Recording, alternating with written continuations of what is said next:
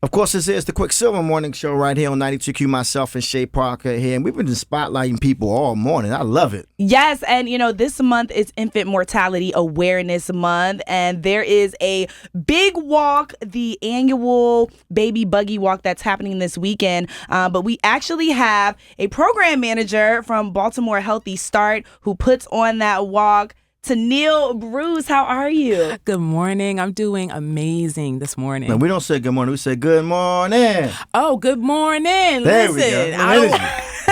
I want to be on brand. Listen, there we go. And we're really excited to have you here. Infant mortality. Can you talk a little bit about what it is? Because I feel like as women, we sort of know, especially if you want to be a mother or if you're already a mother. But outside of that, I feel like it's not really talked about all that often. Yeah, so infant mortality, anytime we hear the word mortality, we automatically think of the word death or passing. Yes. So infant mortality refers to infant deaths, and more specifically, an infant death that occurs before their first birthday. So we're constantly working to decrease infant mortality rates, especially in areas that carry a high burden of infant mortality, such as the city of Baltimore. Yeah. We want babies to see their first birthday and beyond. Absolutely. Yeah. That's every parent's fear, is burying your child. What made you want to do this type of work? You know what? It kind of just fell into my lap. I know that sounds really cliche, but for me, that's legitimately and organically how it happened.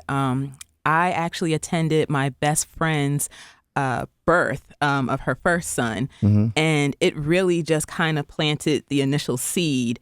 And I became interested in birth work and just other modalities that help women have a more stress-free and holistic birthing experience. So doula work, and then from there, coming to work at Baltimore Healthy Start and really just being on the front lines and having boots on the ground when it comes to helping women and men and their babies. Yeah. And I know a lot of Black women have, some of these birth stories that are really scary. And we know that infant mortality, affects Black women and Black children, disproportionately. Can you talk a little bit about what's happening right now in the space and just, educating Black women more on what their options are? Yes. So staying in the vein of infant mortality and maternal mortality, just to kind of give you a snapshot of what's going on in the city of Baltimore specifically, it's one of those areas that, again, carries a high burden of adverse health and birth outcomes. Infant mortality happens at about 1.5 times more than the national average in the city. Oh, wow. And maternal mortality, which is when a mother passes away, unfortunately, maternal mortality is occurring at about 30% higher than the entire state of Maryland. Wow. So that's all happening in the city. And answer this question for me. Is it primarily the causes of death based on like the health of the mother, the health of the child, or are we seeing disparities, during birthing, in the hospitals and in their medical care that's causing, this crazy disproportionate rate? Yeah, so we're seeing, aside from the actual health of the person, so the health of the mother or the baby, aside from that, yes, we are seeing other factors that impact infant mortality and maternal mortality, such as the experiences that are occurring in the hospitals during pregnancy, childbirth, and immediately postpartum.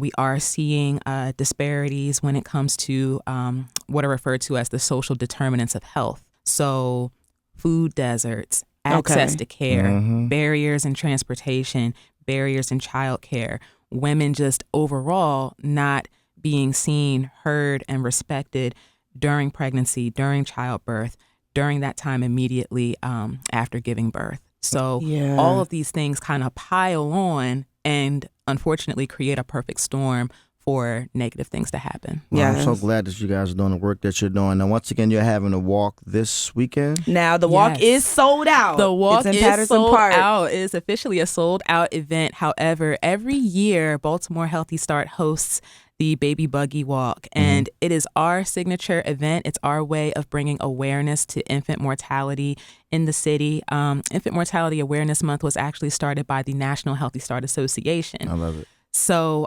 it's our way of continuing to serve families in the city and really just bring awareness and education around a very important topic that oftentimes goes unnoticed and not lifted up nearly enough. Yeah. Well, thank you so much to Neil Bruce. She is the program manager over at Baltimore Healthy Start.